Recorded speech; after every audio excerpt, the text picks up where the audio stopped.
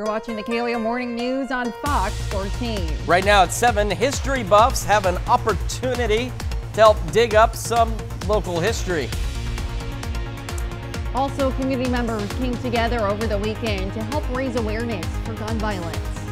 And we've got an absolutely beautiful start to the day, but warm weather is going to start to settle in and it'll be dry for a while. We'll have a look at that forecast, get you out the door coming up. The 4 states' most watched news starts now. Well, good morning and welcome to the KOAM Morning News on Fox 14. I'm Elise Noe. And I'm Chris Warner. Just after 7 o'clock on this Monday morning in the 4 states. We had a lot of rain. We had some strong, even severe thunderstorms over the weekend. Yes. But we're going to get a pause from all of that for the next several days. It's going to get hot, though. It is going to, that is the exchange, though. It's June. Right. It's going to start to feel like June across the areas. It's really going to heat up. But we have a couple of days where that really starts to happen. Yeah, absolutely. Well, have you ever wanted to dig a little deeper into history? Well, an annual archaeological dig hosted by the Kansas Anthropological Association and the State Historical Society allows you to do just that. KOAM's Samantha Walker shares what has area residents ready to get down and dirty. When searching for pieces of history, many people turn to places such as museums, but sometimes you have to dig for it. And that's exactly what people are doing at the Kansas Archaeology Training Program. It's a program that kind of travels around the state. It's an annual event, and it's something where people that are interested in the prehistoric past or the historic past can get out and be active in kind of helping investigate archaeological sites. Attendees start the process by attending an orientation and an archaeology class in the morning before heading out to the dig site. Organizers say experience isn't needed, just a passion for learning. They can come and never have handled a trowel, never have excavated on an archaeological site, never have picked up an artifact. Brian Hagman is participating in the dig with his son and father-in-law. For him, the dig is an opportunity to engage in a passion while also learning more about the area where he grew up. I've always been interested in it, but again, to be able to kind of dig and look into the past of where my family had lived for hundreds of years, I thought it'd be pretty neat and pretty cool to come and see what was really under the earth down here. Volunteers work with trained professionals at one of 2 different dig sites, a historic homestead and a field where there are believed to be prehistoric artifacts. Todd Bevitt is the project archaeologist and primary investigator at the sites. He says he became involved in archaeology through this same program and is grateful for this year's participants. It really couldn't be carried out if it wasn't for the volunteer efforts, and a lot of times those volunteers that would be interested in this kind of stuff would not have an opportunity to participate and help out in an excavation if they weren't available and had figured out how to get engaged with the KATP. And for participants, they say they are just grateful for the hands-on opportunity to learn more about those that came before them. You kind of connect with a group and people from long ago by discovering and inserting yourself into their culture, into their artifacts, and then putting yourself in their shoes. Reporting in Crawford County, Samantha Walker, KOAM News. The field school dig will run until June 16th, and participants are welcomed to join. And of course, you can learn more about how to join on our website, and that's KOAMnewsnow.com. History, always important. History is an interesting subject to me in school in general. So Absolutely, especially when it's hands-on. Yeah, great. And local, too. You can dive into something maybe you didn't know about the area. Absolutely, super cool. Yeah, but you are also going to need to take appropriate precautions if you're outside diving into local history or anything else for that matter, as it's going to be sunny and warm. Let's start with a look outside from our camera at on top of the Cornell Complex, downtown Joplin, and the sun is, of course, rising, and we've got just a few clouds here and there, but otherwise not bad. MoDOT camera 32nd in range line, giving us another perspective of those stray clouds out there, and that's how today will be, a few passing clouds. Now, I forgot to clear this box off, but we did have flood warnings that encompassed a good portion of south central Missouri and into our area. Those expired just 4 minutes ago, but now we're left with these. These are the River Creek stream flood advisories. They have varying expiration times over the next couple of days, so if you are off this week or maybe you've got some family events planned, if you're going to be on the water, you want to be careful. You want to make sure you're taking precautions and not messing around because these water levels can be dangerous. dangerous. We do have, in this red box, we got about 3.5 inches on average of rain over the last 48 hours. But as you can see where that heavier swath was as it moved southeast across the area and into southwestern Missouri, these totals here, upwards of 8 to 9 inches of rain out there. That is a lot of rain in a short amount of time. Future track heading into the afternoon and evening, other than a few passing clouds, we are looking pretty good, and it is going to be warm. Temperatures this morning, though, again, a bit on the cool side for some of us. We've got mid-upper 50s, starting to see more low 60s. Of course, as the sun comes out, it's going to start to get gradually warmer out there. Highs today near average, upper 70s, low 80s, and again, maybe a passing cloud or two. Otherwise, sunny skies and warm temperatures. Now, I know we've had some hot days into the upper 80s here and there. It is going to get hotter yet as we head toward the end of this week. We'll break down the details on that in the full forecast a little later. Elise? All right, thanks, Chris. The mother and one of the children involved in a Parsons, Kansas house fire last Wednesday have died of their injuries. The Parsons Police Department announced Friday that Kristen Vargas, the mother of the 4 children, died Friday morning in the hospital. One of her daughters, an 18-month-old infant, died at the hospital on Thursday. 2 other children, a 7-month-old and a 4-year-old, are still receiving treatment in the hospital. The 4th child, a 6-year-old, has been placed with a relative. Police arrested another resident of the home, Jack Melton, at the scene on a charge unrelated from the fire. Officials are still investigating the fire. Well, Forest Park in Parsons was filled with a sea of orange Saturday morning, with community members coming together for Wear Orange. The Wear Orange weekend is about raising awareness for gun violence in the United States. KOAM's Samantha Walker has more. Dozens of t-shirts are strung up across Forest Park and Parsons, representing a voice that can no longer be heard. It's a visual symbol because every day 120 people die from firearms and another 200 are injured. So we wanted to make a visual to imagine these are all people who die every day from firearms. The shirts are part of an event organized by the Parsons chapter of the Mothers Demand Action Group, an organization advocating for gun safety and common sense gun law. The group joined hundreds of chapters across the country in holding an event to raise awareness on gun violence in the United States, particularly the rates in which children are affected. We don't want your child to become a statistic. Every year 355 children accidentally shoot themselves or others. So that's something we can prevent. Numerous community organizations are involved in the annual fun run, helping to provide information and resources on common sense gun safety and practices. Local law enforcement agencies are also present, giving out free gun locks, hoping to limit access to firearms for children and others. When you have to pick up a gun and open up the lock, you have to actually think about what you're doing, and it gives you a moment to stop and think about those types of things. Many attendees and volunteers at the event have a personal connection to someone impacted by gun violence. For many parents at the fun run, the thought of children being at risk hits close to home. When I was in school, the drills that we had were fire drills, tornado drills.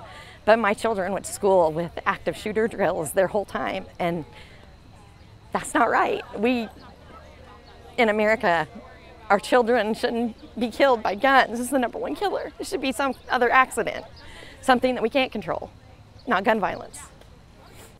For organizers and volunteers, they say the event will be a success if even one person goes home to be a little bit safer. We're not trying to take anyone's guns away.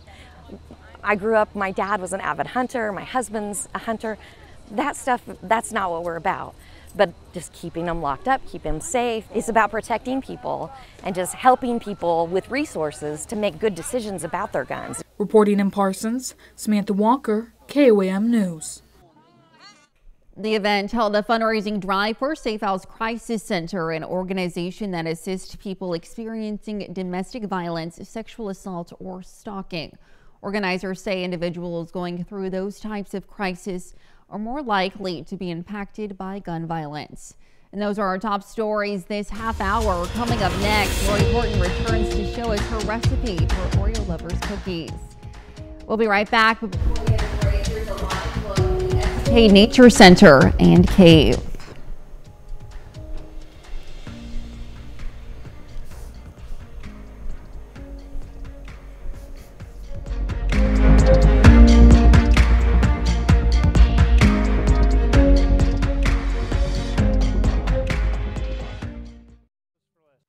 Well, welcome back. Lori has been sharing her recipe for Oreo Lovers cookies, and now we've chopped up our cookies. We've, chopped up our cookies and cream chocolate bar. And what are the next steps? So now we're just going to put all these ingredients together. So simple. We've started with just a regular size box cake mix, and this can be just a traditional white, vanilla, French vanilla. Can you even do chocolate if you could wanted? totally do chocolate. Go all Yeah. in on that. We're going to add to that a couple of large eggs. Again, when we bake, always large eggs unless our recipe specifies something different, and a half a cup of oil, and that's the only other ingredients we are adding. Okay. But Super if easy. you'll remember from earlier in the morning, I said we were not going to waste that filling of those Oreo cookies. So we're going to add that in there as well. And that's going to give us a little bit of that really good creamy filling flavor. And you're going to mix all of this together a little bit first, because we don't want to just grind that Oreo chocolate into it. We want to get this nice and mixed and then just kind of fold in those pieces. Yes, absolutely. This is going to make a nice soft dough. You don't need to get the mixer out for this part. It's very easily put together by hand. So just a simple spatula. Make sure you get all of those things blended well, but also make sure you kind of break up that cookie filling in there. Yes. So we want to kind of smooth it into the batter also. And that filling isn't going to change the way that it bakes or anything. It just goes right in there. Just goes right in and gives us that really yummy center flavor, because we all know that's the best part of the Oreo. I mean, the chocolate's good, but let's be realistic. So we get a nice, just sticky dough, very easy to work with. Absolutely. So we're going to go ahead and dump those cookie pieces in, and then I'm going to scrape those candy bar pieces in as well. All of that, and I use the whole king size cookies and cream candy bar. Okay. You don't have to put that much in there if you don't want. Why would you not? But why would you not? Some people have a thing about white chocolate. I don't understand it, but this is a very flexible recipe. Yeah. You can really tweak it to your taste. So I'm going to blend all that in. You're going to get a nice, again, it's just a good dough that's easy to scoop. It's not super dense or heavy. It's coming together really nicely. It really does. It's so quick and so easy. Now, I used a smaller size scoop. You can use whatever size you want, because again, this is kind of a sweet cookie. So a small one's probably plenty. But I used a little bit smaller one there, kind of that mid-size. I can get 8 on a sheet easily. This is our typical cookie. We want to bake this on our parchment paper. Which way am I going? There we go. So you can see it move in my bowl. It's a nice soft dough. And it doesn't spread too much. It really doesn't. What we want to do is put that little scoop on the paper, and then kind of make sure you get all your little edges tucked in and give it just a little pat to flatten it down. And you'll see from here to here, that doesn't spread out a tremendous amount. So, and it's going to come out nice and flat after it sets and cools. We're going to bake these at 325. I baked them last night for about exactly 8.5 minutes. So 8 to 9 minutes. Again, a little bit more if you use a bigger scoop, a little bit less if you use the smaller one. Play it by ear, but you just want them to look set in the middle. Get rid of that shine. After they're cooled, when we come back, we're going to make some frosting for the top. All right, sounds great. Stick around.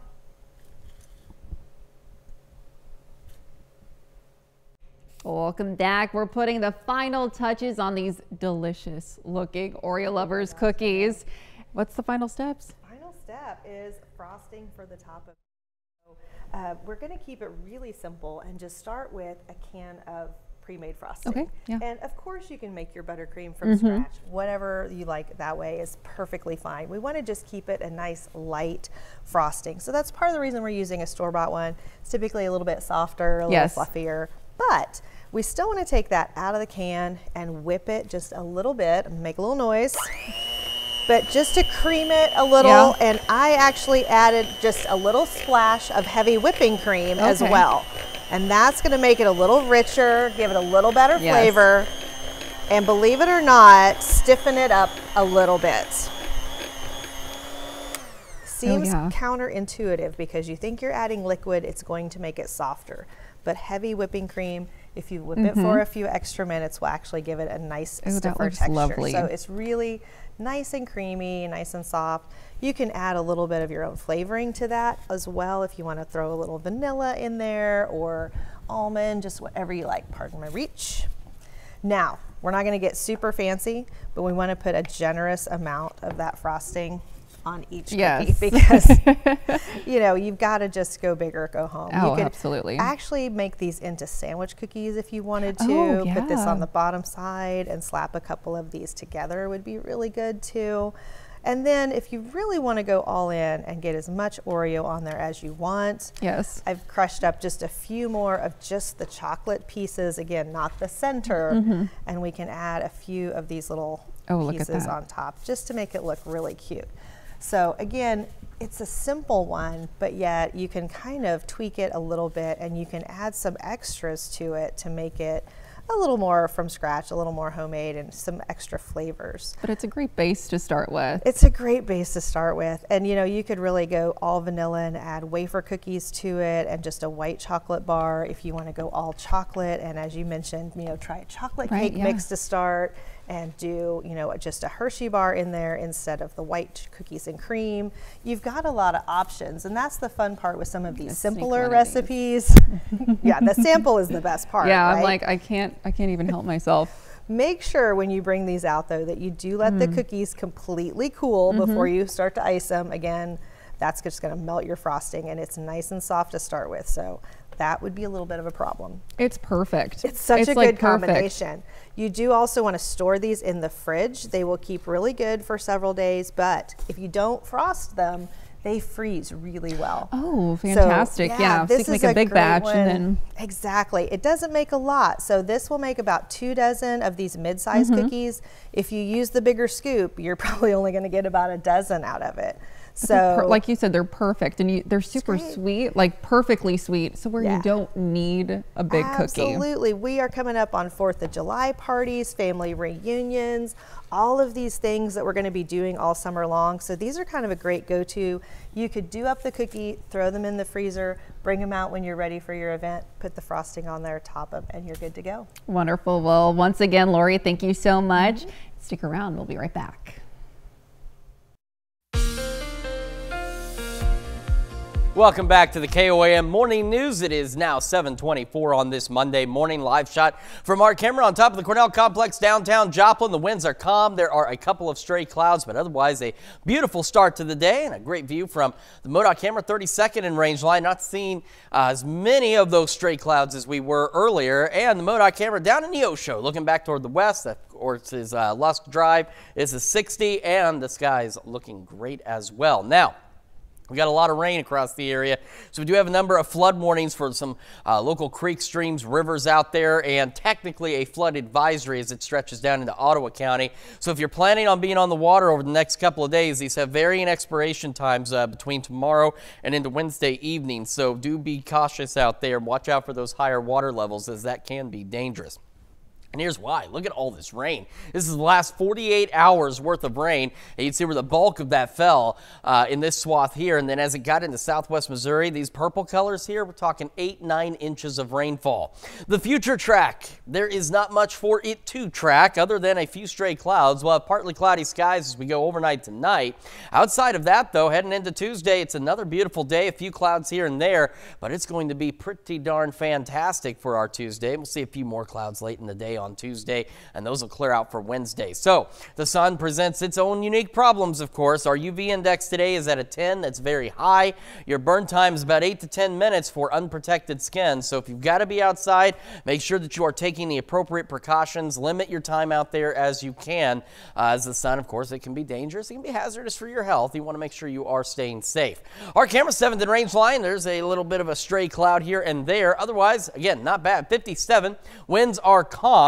Temperatures around the area, we had a cool start out there, starting to warm up now. Upper 50s, a lot more lower 60s on the board, and we are heading for highs that are going to be about average. Sunny skies through the morning, again, maybe a stray cloud or two. 76 by 11 o'clock, and our highs, again, upper 70s, low 80s, so not too far from where we're supposed to be for this time of year.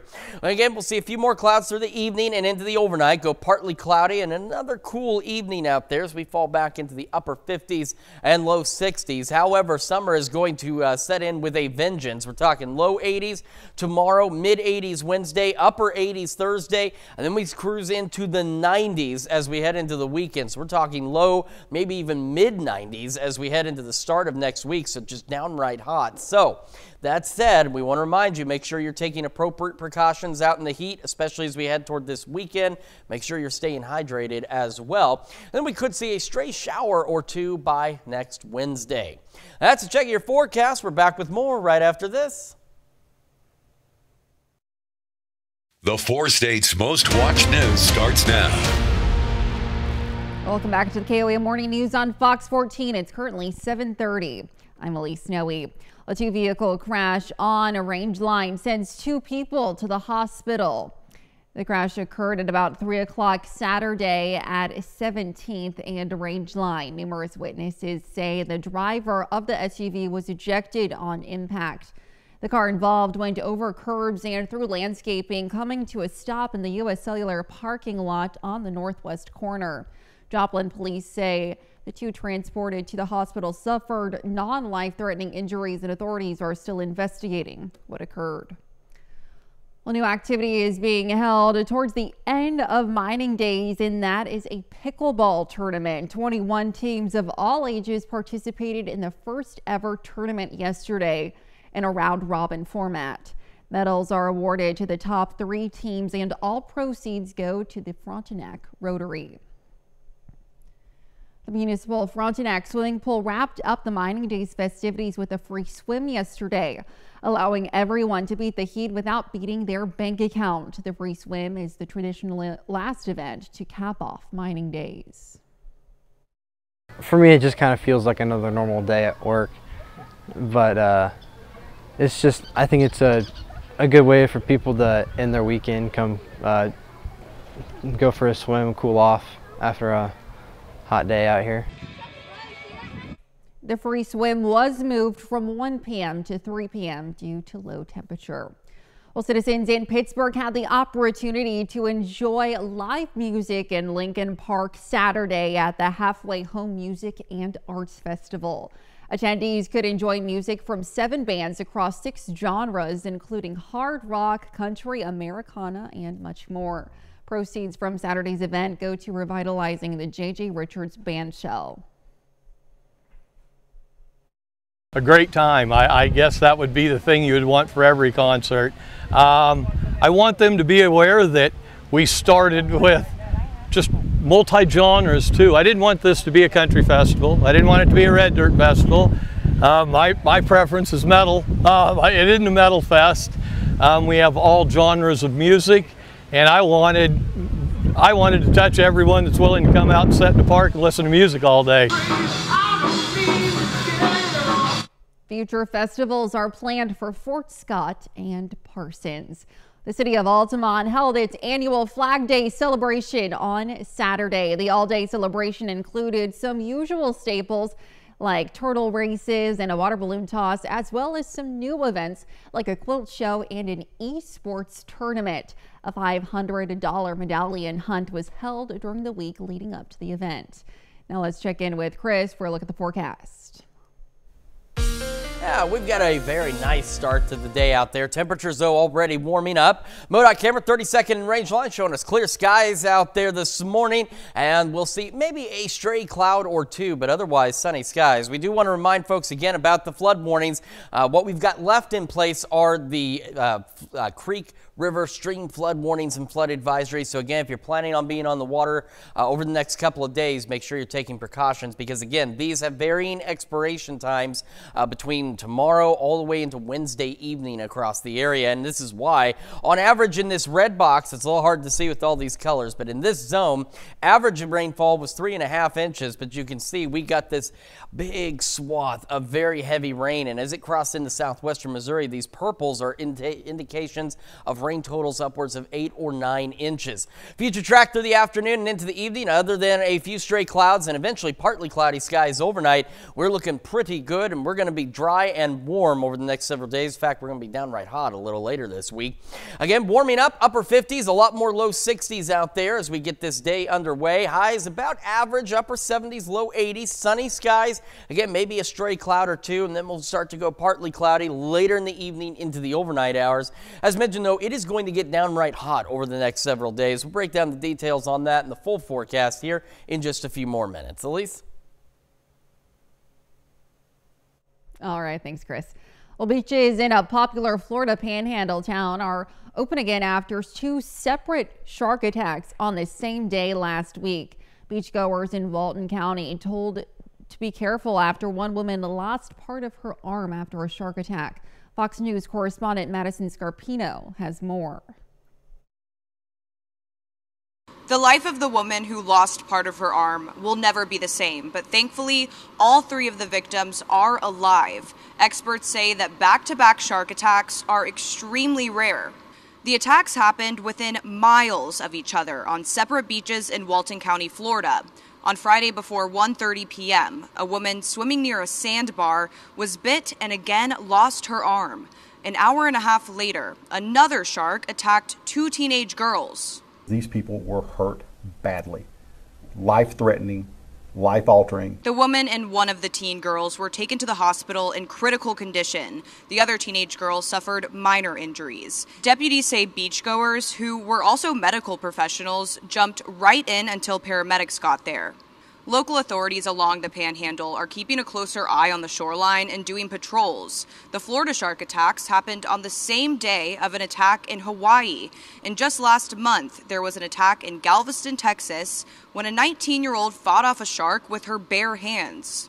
As I was turning, a shark grabbed a hold of my hand, and I looked down, and there was like a shark attached to my hand. So I guess I started punching it. I'm just glad it happened to me and not my siblings, and that I wasn't too affected by it. Shark experts say these back-to-back shark attacks are an anomaly and really a freak occurrence. Your natural instinct to think this is one shark that's, having a little bit of a moment, if you will, and it's gone bang, bang, bang, bang. But, it is more likely to be coincidence. Florida authorities are reaching out to experts to see if there's an explanation why these attacks happened so close together. They're warning everyone to be vigilant and safe in the water. In Atlanta, Madison Scarpino, Fox News. Now to look at our top news stories coming up this half hour on the KOAM Morning News. Food delivery services have been on the rise since the pandemic, but now more and more complaints are coming in. We'll have the details.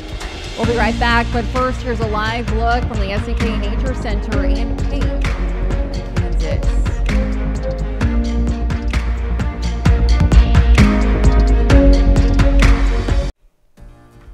In Consumer Watch this morning, the amount of credit card debt that's significantly overdue is at the highest level it's been in more than a decade. And people who are 35 years old and younger are struggling the most. The Federal Reserve Bank of New York says the share of credit card debt that's severely delinquent, more than 90 days overdue, rose to over 10.5% the first quarter of this year. Financial counselors say if you're experiencing delinquency or think you will be, reach out as soon as possible to a nonprofit credit counselor. Well, new findings show that nearly 2/3 of middle-class Americans say they are struggling financially. Data by the National True Cost of Living Coalition shows that 65% of Americans whose income is significantly higher than the national average said they are unsure about the future. Although many of the respondents said they were able to afford their basic needs, many others couldn't. The poll found that about 40% of Americans said they are unable to plan beyond their next paycheck. Job growth in May was higher than expected thanks to strong hiring in healthcare and government. The Labor Department says employers added 272,000 new jobs to payrolls last month. That's well above the 185,000 numbers forecasted by some economists. Healthcare jobs made up a large chunk of the gains, with 68,300 positions filled, followed closely behind government positions with 43,000 jobs added. Despite growth in jobs added, unemployment rates ticked up to 4%. That's the highest jobless rate since January of 2022.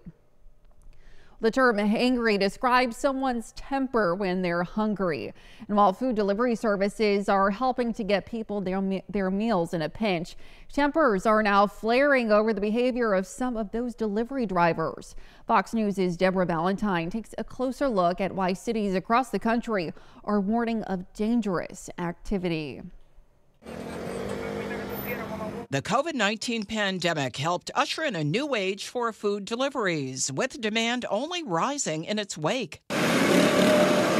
But with a growing number of consumers ordering from Uber Eats, DoorDash, and more, cities nationwide are also seeing an uptick in complaints about delivery driver behavior, especially from those on two-wheeled vehicles. Whether that's riding on the sidewalk or riding in a bike lane or riding against the traffic or riding through a red light. And authorities are cracking down. Boston officials have issued a letter to food delivery companies over a, quote, alarming increase in unlawful and dangerous operation of motorcycles, mopeds, and motorized scooters. Asking them to answer a set of questions related to how they enforce drivers' safety training when it comes to two-wheeled vehicles. Officials say a high number of these vehicles are also unregistered in New York City.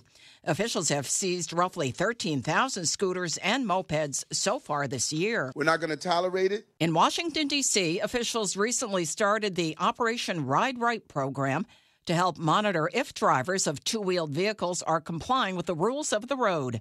They've already made several arrests. Uber issuing a statement saying, in part, quote, safety is always a top priority, and couriers are often reminded of their responsibility for following local traffic laws. A similar statement from DoorDash reads, in part, quote, the overwhelming majority of Dashers do the right thing. Deborah Valentine, Fox News. And those are our top consumer stories. Let's take a look at the market prices before the opening bell.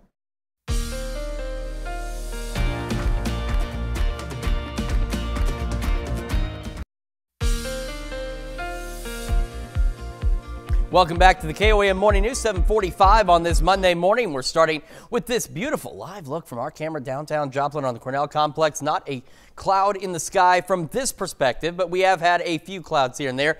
No clouds either from the MoDOT camera 32nd and range line. Those stray clouds have left us. And no clouds either down in Neosho from the MoDOT camera at 60 and 59 looking back to the west. We did get a lot of rain with the thunderstorm activity over the weekend, and therefore we do have some flood warnings and advisories for some of the areas, rivers, creeks, and streams out there. So if you have some time off this week, you're planning on being on the water, you need to be cautious, need to be careful out there. Watch those water levels and listen to the local officials. If those folks at your campground tell you it's not safe to enter the water, don't enter the water. It's pretty self-explanatory, but you don't want to be taking any chances. And the other thing is, depending on your plans, these advisories have varying expiration times over the next couple of days, some of them running as late as Wednesday evening. So do be aware of that. And this is why. Look at all of this rain we received. There's this swath right through here where the heaviest rain fell. This is the last 48 hours worth of rainfall. And in parts of southwest Missouri, this little dot, you can barely see it right there, radar estimate of just over 9 inches of rainfall in the last 2 days. So that's why we have these flood concerns. Not going to be an issue, though, over the next several days. We're going to be warm and dry and mostly sunny. We'll have a few clouds here and there, but as you can see on the future track, no precipitation showing up as we head into our Tuesday. Might have a few more passing clouds on our Tuesday than we do today, but otherwise a warm day. Now, the sunshine, though, brings its own concerns, right? We have a UV index of 10. That is very high. Your burn time is about 8 to 10 minutes. So if you've got to be outdoors, I know, of course, many jobs require that you got to be outside at some point, sometimes all day. You need to make sure that you are taking appropriate precautions to protect yourself from the UV rays. Another look from our camera 7th and range line. Those few clouds have cleared out. 57 in Joplin. Wind is calm. It's been calm all morning. Temperatures around the region, again, some upper 50s still out there, but we're seeing a lot more low, even mid 60s starting to show up as we continue to warm through the day.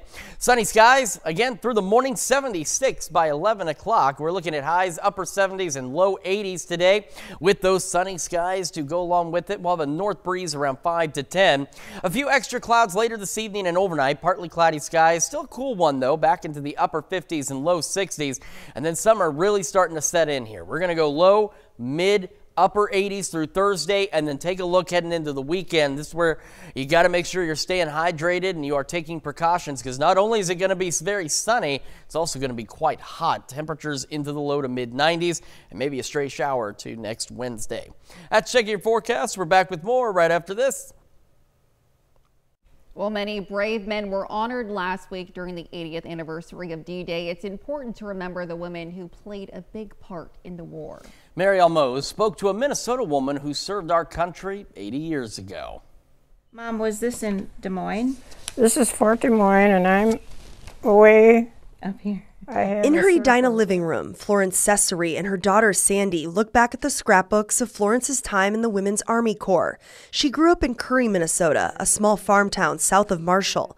In her early 20s, she felt the call to serve her country. Since there weren't any boys in our family, there were 8 girls, I just felt that somebody from our family should contribute. After training at Fort Des Moines, she became a nurse's aide at Northington General Hospital in Tuscaloosa, Alabama, taking care of the men severely injured on the front lines. I was able to assist the nurses in the care of paralyzed patients, which was very sad and which really made you realize the cost of war to young men. Her job went beyond medical care. She built friendships with her patients, lifting their spirits in a dark time. I remember him so well.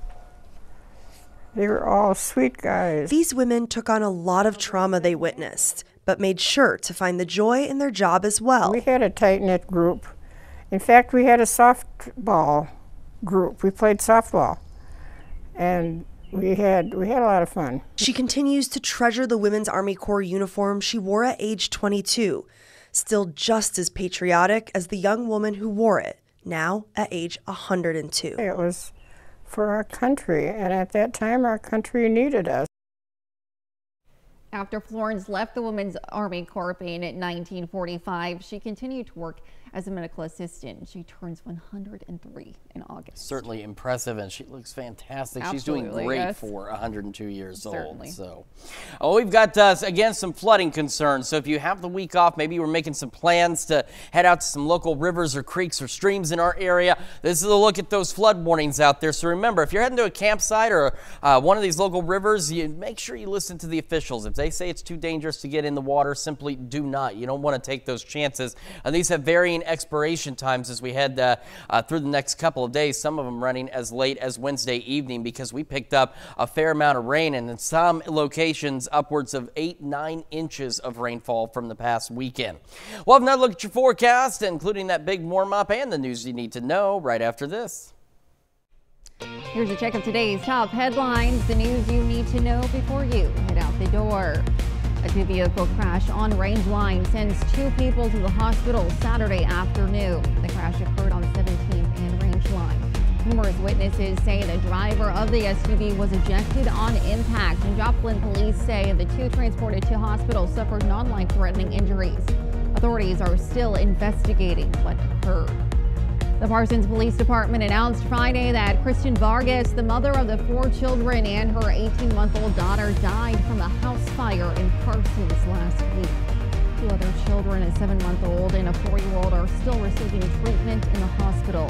The 4th child, a 6-year-old, has been placed with a relative. Officials are still investigating the fire. Warm and sunny for us today, upper 70s, low 80s with those sunny skies, north breeze around 5 to 10 miles an hour. Heading into the evening, we'll start to see a few more passing clouds, eventually going partly cloudy overnight back into the upper 50s and low 60s. Temperatures, though, gradually warming, low 80s mid-80s, upper 80s, and as we head into this upcoming weekend, it is going to be hot and sunny out there. Temperatures into the low to mid-90s, so do make sure you're taking appropriate precautions, staying hydrated as we head through the rest of this weekend to the weekend as it gets downright hot, and maybe a stray shower or two by next Wednesday. All righty, thanks, Chris. Well, a rodeo bull hopped a fence surrounding an Oregon arena, injuring at least 3 people before wranglers catch up. The crowd at the 84th Sisters Rodeo in the city of Sisters was singing along with Lee Greenwood's God Bless the USA on Saturday night as the bull ran around the arena before it hopped the fence. The Sisters Rodeo Association issued a statement Sunday saying 2 of 3 people were injured and were transported to a local hospital. Rodeo livestock professionals secured the bull and placed it in a pen, according to the association. So that can be dangerous at some of those events. They're very neat to see, but still got to make sure you're staying safe out there. Oh, absolutely. Well, thank you so much for spending your time with us and letting us put the good in your morning. We'll be back with more news and weather today at noon. Have a great rest of your morning.